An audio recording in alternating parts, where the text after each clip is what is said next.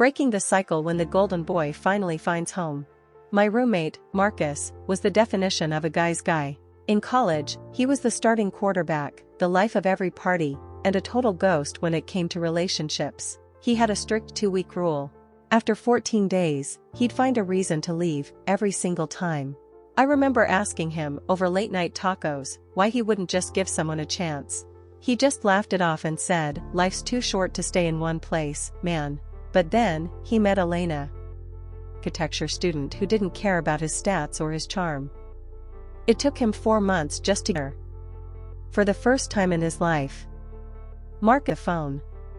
Last night, our apartment around midnight. The lights were low.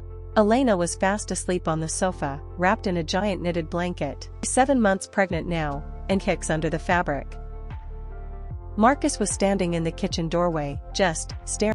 He didn't hear me come in. He was holding a baby bottle he'd been cleaning, and his handbag was rattling. His spirit just seemed to give way.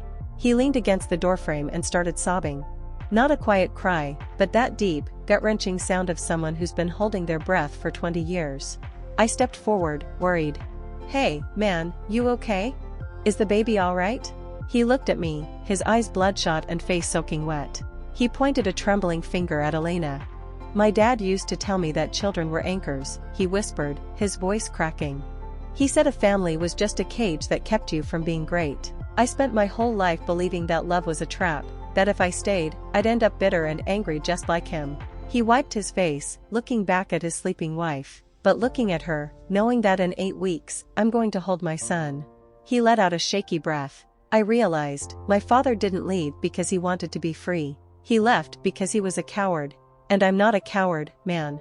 For the first time. I'm not running. He walked over, knelt by the sofa, and gently tucked the blanket around her feet. The golden boy was gone. In his place was a man who finally knew what he was playing for.